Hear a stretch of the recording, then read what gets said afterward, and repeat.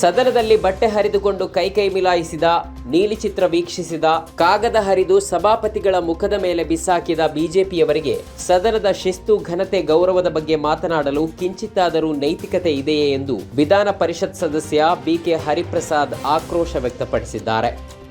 ಕರ್ನಾಟಕದ ವಿಧಾನಮಂಡಲದ ಇತಿಹಾಸದಲ್ಲಿ ಇಂದು ಅತ್ಯಂತ ಕರಾಳ ದಿನ ಎಂದು ವಿಧಾನಸಭೆಯ ವಿರೋಧ ಪಕ್ಷದ ನಾಯಕ ಆರ್ ಅಶೋಕ್ ಟೀಕಿಸಿದ್ದಾರೆ. ಜಂಟಿ ಅಧಿವೇಶನದಲ್ಲಿ ರಾಜ್ಯಪಾಲ ಥ್ಯಾವರ್ ಚಂದ್ ಗೆಹ್ಲೋಟ್ ಅವರು ತಾವೇ ಸಿದ್ಧಪಡಿಸಿದ್ದ 1 ನಿಮಿಷದ ಭಾಷಣವನ್ನ ಓದಿ ಸದನದಿಂದ ಹೊರನಡೆಯುತ್ತಿದ್ದಾಗ ಕಾಂಗ್ರೆಸ್ ಸದಸ್ಯರು ಅವರನ್ನ ಅಡ್ಡಗಟ್ಟಿದ ವಿಚಾರವನ್ನ ಪ್ರಸ್ತಾಪಿಸಿ ಆಕ್ರೋಶ ವ್ಯಕ್ತಪಡಿಸಿದ್ದಾರೆ.